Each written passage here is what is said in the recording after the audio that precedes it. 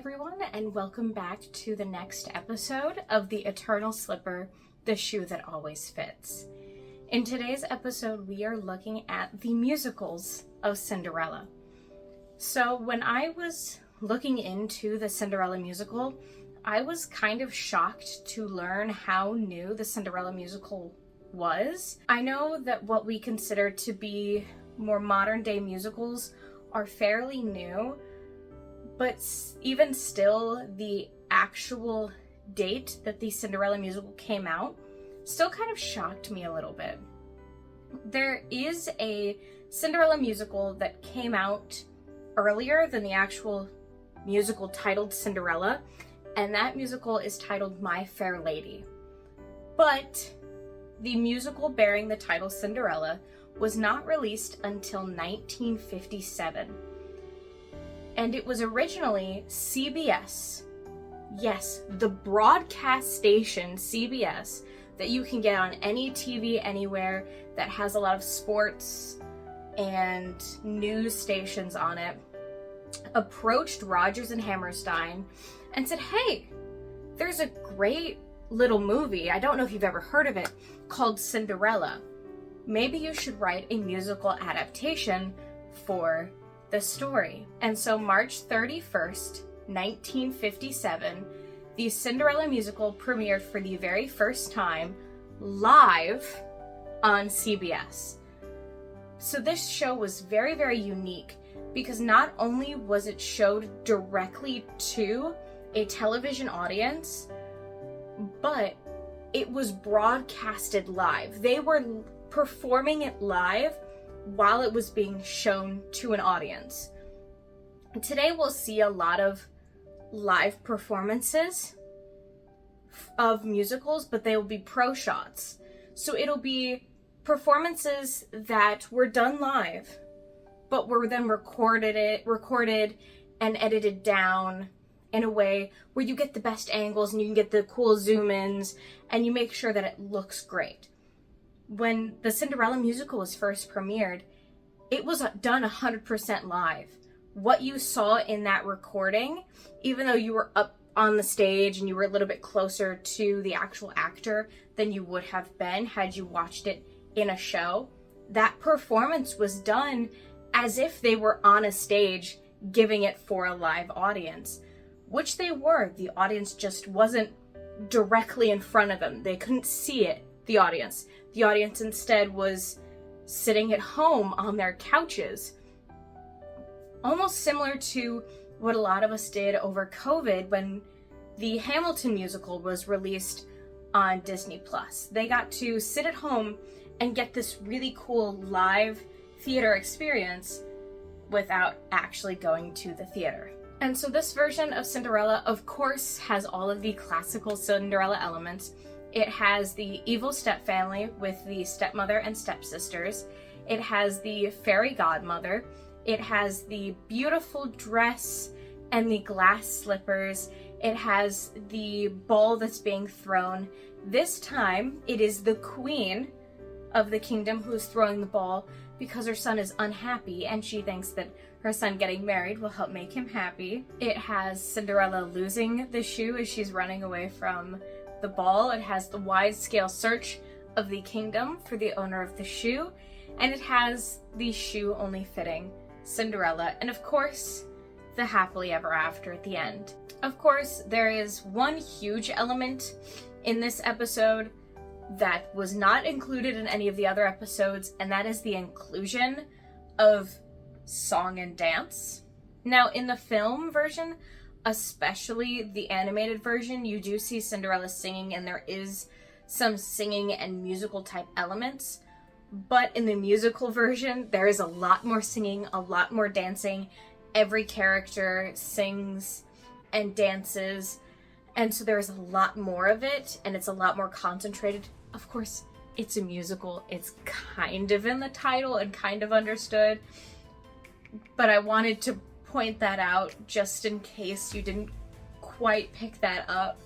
So the biggest difference is simply the fact that everything is sung about. You get dialogue and then you'll get singing that either backs up what was just said or dives even deeper into what was just said before it. There are, of course, other unique elements to this show. In the musical, we get to see a lot more of the general townspeople and their reaction to how all of this plays out. When it is announced that there is going to be a ball and that the people of the kingdom are invited, in this version we actually get to see how the regular people in the kingdom are reacting to it, and not just Cinderella and her stepfamily, which is really cool because it gives this extra level of joy to it. And again, it gives us another dance sequence that we get to watch. We hear the song "The Prince is Giving a Ball," and we get to see the entire town erupt in this joyous song and dance. So they all get to celebrate, oh goodness, that like the prince is giving a ball, maybe I'm the one who's going to get to marry the prince. And so we get to see that joy and that life radiating through all of the characters, and not just Cinderella. This version also shows the inclusion of some other characters that we didn't see before.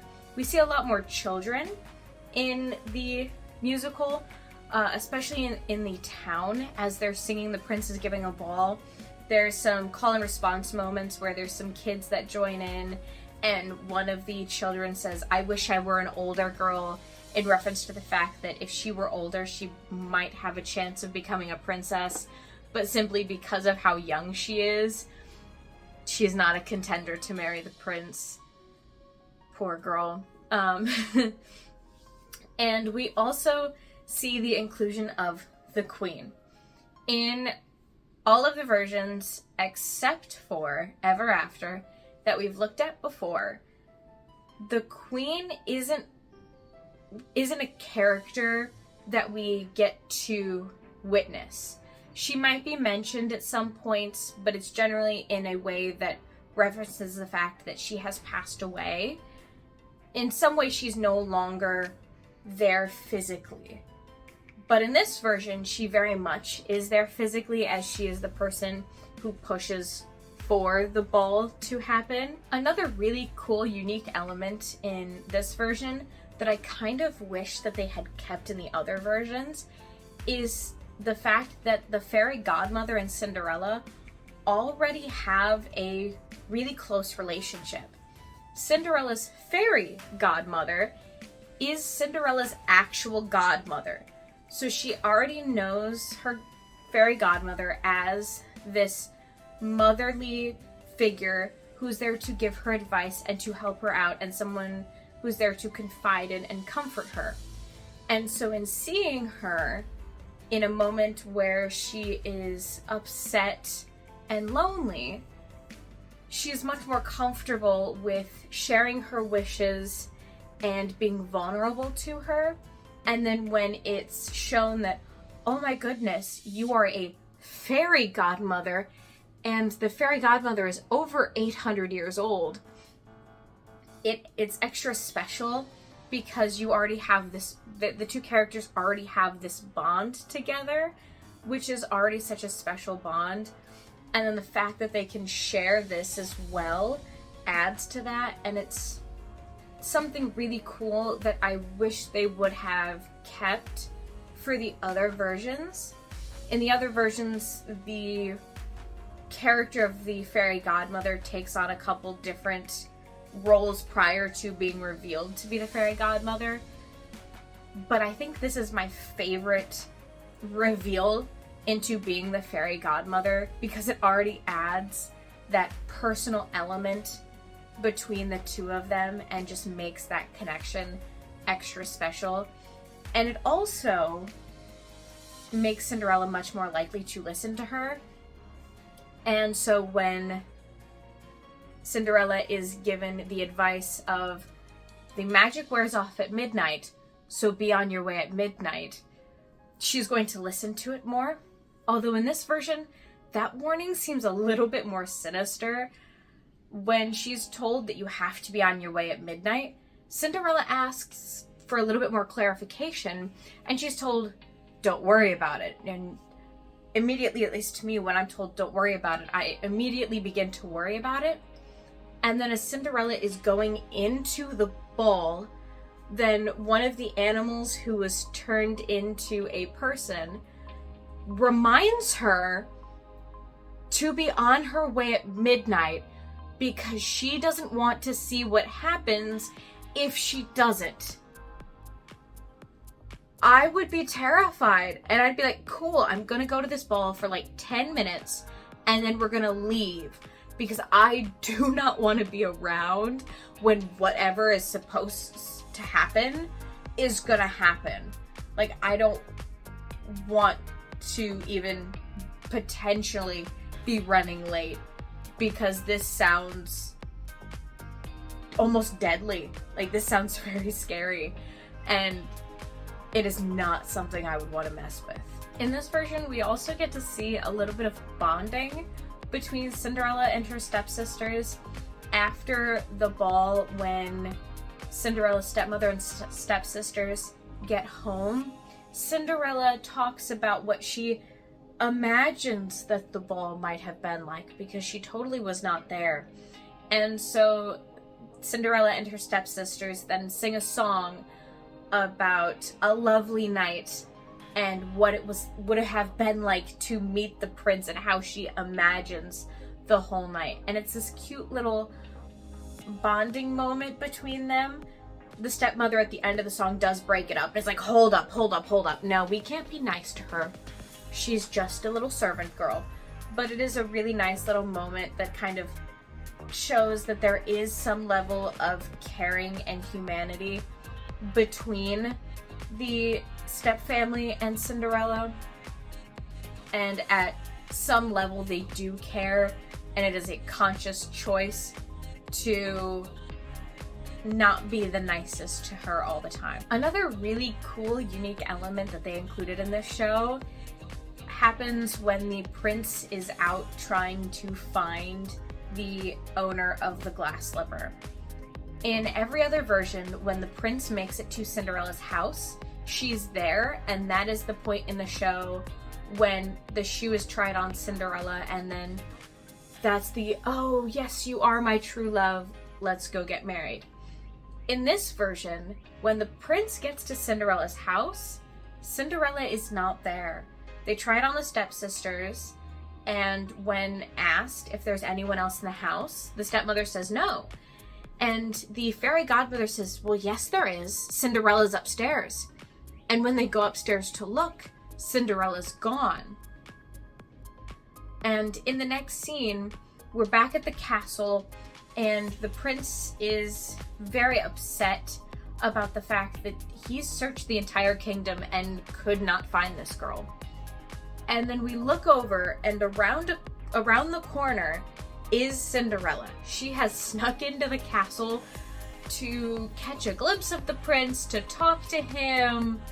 I'm not quite sure what her thinking was there, but she snuck into the castle. And the fairy godmother appears and then gets a fun little idea. She tries to prod Cinderella into revealing herself, and Cinderella refuses, saying that the prince would never want her if he knew what she truly was. So the fairy godmother calls attention to the fact that there is an intruder in the castle who shouldn't be there. And so when the guards come over to arrest Cinderella for trespassing at the castle, the fairy godmother jokingly says to the head guard, why don't you try the shoe on her? You know, she's gonna go into prison anyways. It'd be for a funny little laugh. And they try the shoe on, and it fits. And so they call the prince over, and they see each other, and then you see the connection that the two of them have, and it is a cute little moment. But it is so funny how snarky and sassy the fairy godmother is, and the fact that in a Cinderella story, Cinderella almost gets arrested is really, really fun. And again, I kind of wish they would have kept this element in the show, because it is just so kooky and I love it so much. And finally, at the end of the show, we actually see a little bit of a reversal of roles. We're back at Cinderella's little cottage, and this time the stepmother is downstairs yelling upstairs to Cinderella, asking her what she needs as she's getting ready for her wedding with the prince. And Cinderella asks for all of the typical wedding things, the something new, something old, something borrowed, and something blue. And so she ends up getting stuff that is her stepsister's items. And it's a fun little moment of finally, instead of Cinderella just constantly having to give and never receiving anything, she's on the receiving end of things from her stepfamily. Overall, for this being the first production of the Cinderella musical, it was pretty good. I mean, who doesn't love Julie Andrews? And especially the fact that this was performed live for TV is also crazy.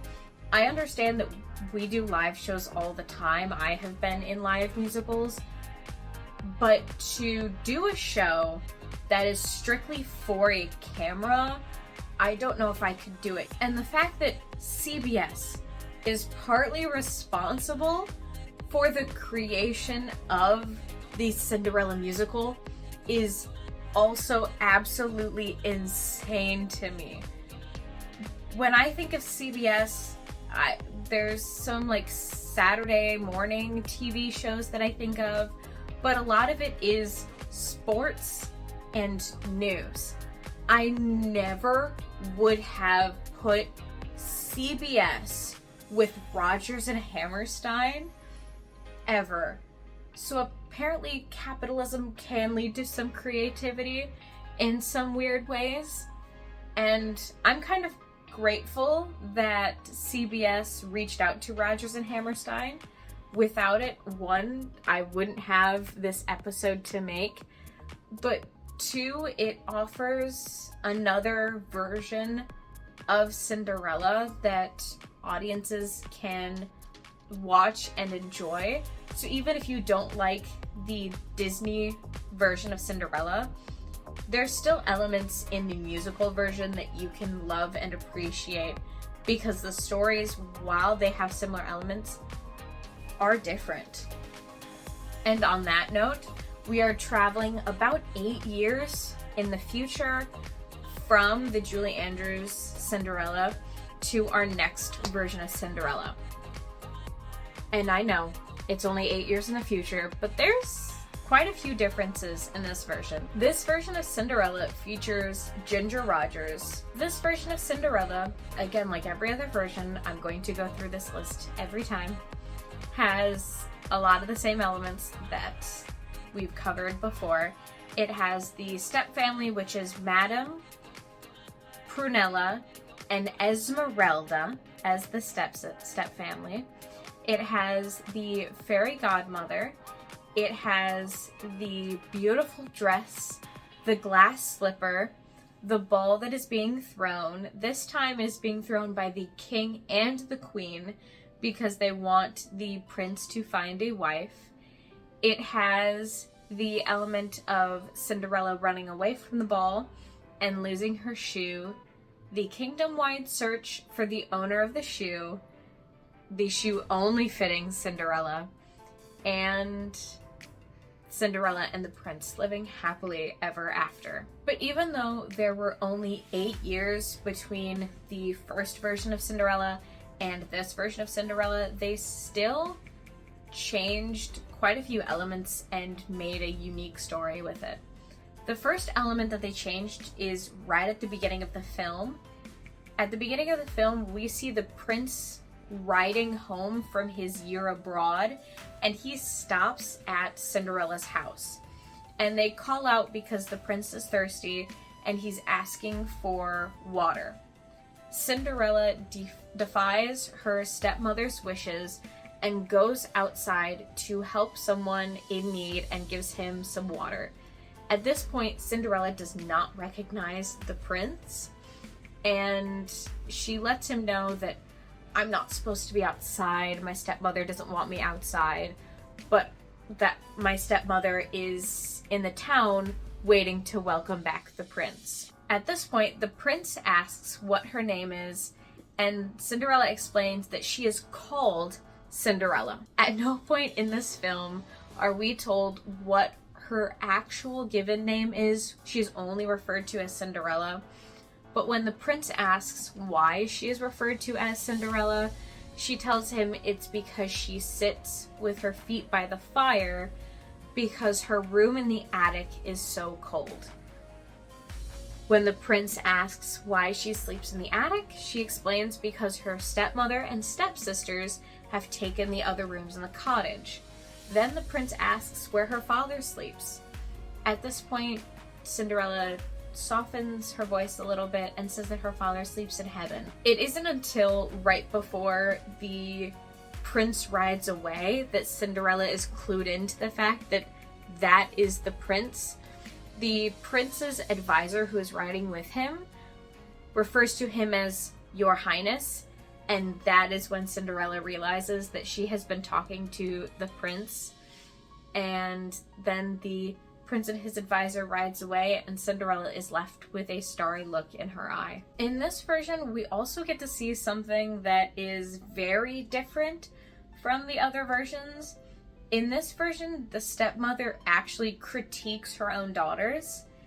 In every other version that we've looked at so far, the stepsisters are shown to be perfect in the stepmother's eyes. In the live action version, we do kind of see some judgment, but there's not a whole lot of outward judgment, at least towards both daughters.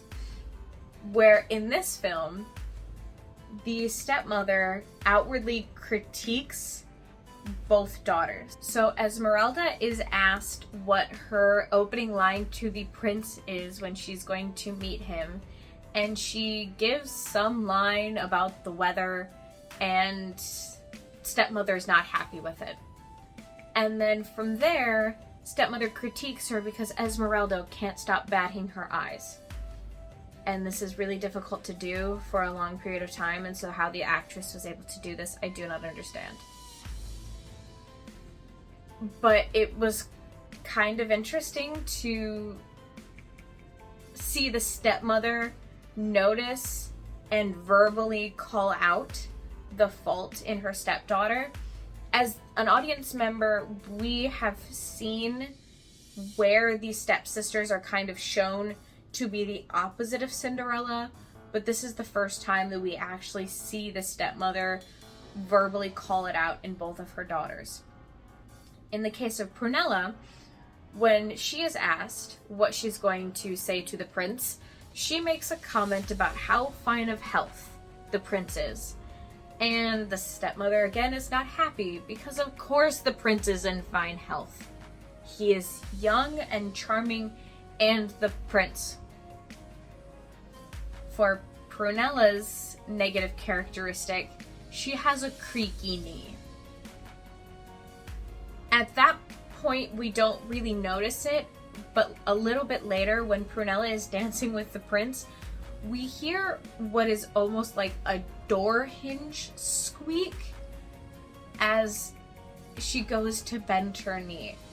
And it's quite comical because the prince even asks her if she can time it with the music, and so she attempts to time her squeaky knee to squeak with the music. She's unable to time her squeaky knee to the music, but it's still kind of comical that she even tried.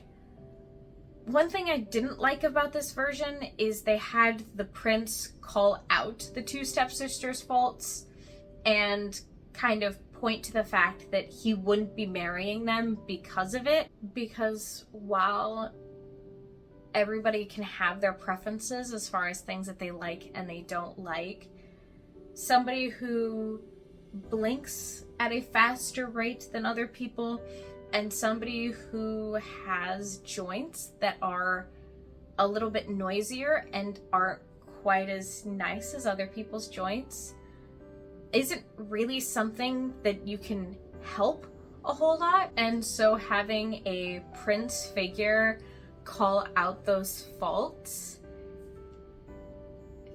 is something that I don't really agree with, because it can make especially younger girls who might have watched this film, who blinked a little bit faster than was normal, or somebody whose joints made noise, look down on themselves because a prince didn't like it. And so that's something I probably would have cut out from the film, but I understand that that's a part of the character, as far as saying, here's the reason why I won't be choosing your daughter. It's just not something that I very much enjoyed in this film. And finally, the other big difference in this version is, as Cinderella's running away from the ball, her clothes and everything transforms right there on the palace steps. The palace is situated like right in town, and so there's like 4 steps and then you're basically in town. And so she gets down to the bottom of the steps, and that's where her clothes transforms, and so she's able to run away and kind of blend in pretty easily. But I think it was really interesting to have that switch from the beautiful gown that she was wearing into her peasant clothes happened so quickly after leaving the ball. Of course, the one glass slipper is still left behind, as is the pumpkin. The pumpkin gets left right outside the palace. But it was very, very interesting that that switch happened right there. And so this version kind of serves as the middle ground between the first Cinderella musical, the Julie Andrews musical, and the third musical that I'm going to cover, which features Keke Palmer. And that kind of makes sense. It did come out between the two of them. It is much closer in time to the Julie Andrews musical than the Keke Palmer version, which came out in 2014. But you can start to see where elements began to shift and morph from the original Cinderella musical in 1957 to kind of where it has ended up today. And as I said, the final version of Cinderella that we're going to be looking at features Keke Palmer. Now, this version is from when Keke Palmer was Cinderella on Broadway. She began her Broadway run as Ella in 2014. When exactly in her Broadway run this version or this recording came from, I'm not quite sure, but I do know it is from her run as Cinderella. So this version of Cinderella has all the same key elements that the other versions that we've looked at before has. It has the evil step family, which is Madame, Gabrielle, and Charlotte. It has the fairy godmother. It has the beautiful dress and glass slippers. It has the ball that is being thrown. This time, the ball is thrown by the Lord Protector, whose name is Sebastian, so that way the prince can find a bride. In this version, Sebastian is working together with Madame, so that way Gabrielle is the one that becomes the next queen, but it's still so that way the prince can find a bride. We have the element of Cinderella running away from the ball and losing a shoe. Although the first time she runs away, she is able to get to her shoe before the prince is able to get to it. So it's not until the second night that her shoe ends up getting left. And then we have a wide-scale search through the kingdom for the owner of the shoe. And of course, Cinderella is the only person who fits the shoe. And Cinderella and the prince live happily ever after. Again, just like every other version that we've looked at, there are elements that are unique to just this story. So in this version, the stepmother is more outwardly cruel to other people. Not to say that she isn't manipulative or cruel in other versions to people outside of the family.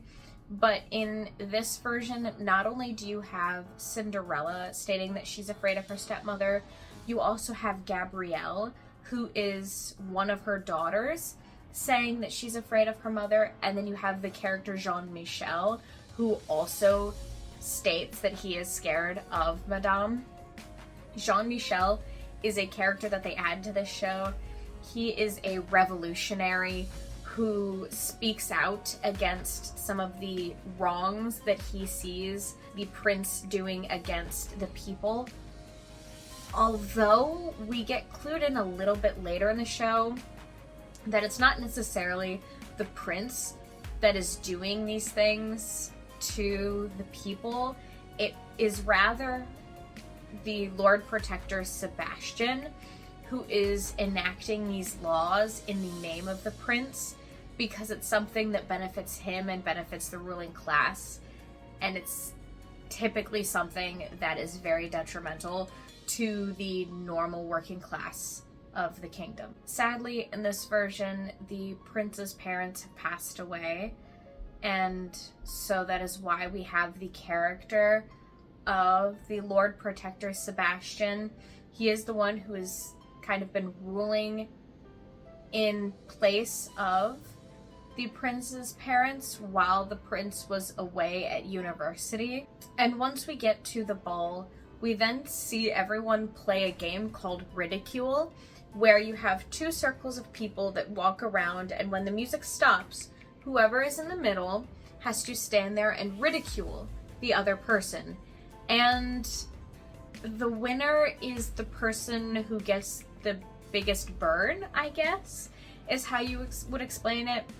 And while playing this game of Ridicule, Cinderella and her stepmother end up being the two that are paired together. Her stepmother does not realize that it's Cinderella, and so her stepmother begins by ridiculing her and saying, "Age before beauty," and so allowing Cinderella to go first.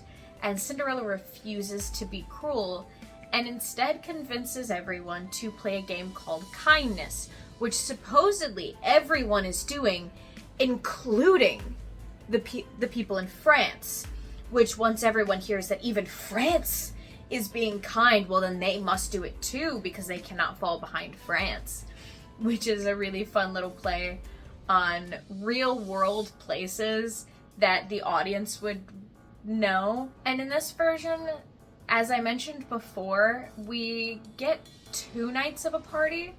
So the first night, we have the ball, which we have in a lot of the other versions. And as Cinderella is running away, her shoe falls off, but she's able to retrieve it and get away with both of her shoes. And so the prince goes on a 3-night-long search for Cinderella, and he can't find her. And so eventually he ends up telling Sebastian that they're going to have a banquet to try and draw Cinderella back out. And of course it works. Cinderella shows back up, and at this point Jean-Michel gets to meet the prince and airs some of his grievances to the prince, and that helps to show the prince that things in his kingdom aren't nearly as great for everyone, and it helps to enact some social change, which is a really, really cool thing that they added into the show. And right as they are ascending the stairs into the banquet, the clock begins to strike midnight, and so Cinderella runs away because the magic will wear off. And as she's running away, at least in the Keke Palmer version, Cinderella takes off her shoe and puts it on the stair, so that way the prince has a way to find her, and then she runs away. And that added a really fun and comedic moment to the scene, instead of the shoe falling off in her frantic run and it being something that happened on accident, as it was with every other version. It was something very intentional that Cinderella wanted to have happen, where in every other version we see Later, as the prince is searching, she's very happy that he found her and she wanted him to find her. But in this version, we have the actual physical act of her doing something to basically say, come find me. Also in this version, the stepsister that is most likely slated to marry the prince does not even want to marry the prince. She instead is in love with Jean-Michel. And Gabrielle being in love with Jean-Michel causes some extra conflict in this show. Her love of Jean-Michel is what allows her and Cinderella to create a bond where they can share a secret.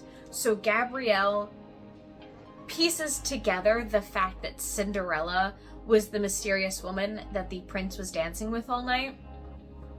And Gabrielle promises to keep Cinderella's secret, as long as Cinderella promises to keep Gabriella's secret that she's in love with Jean-Michel.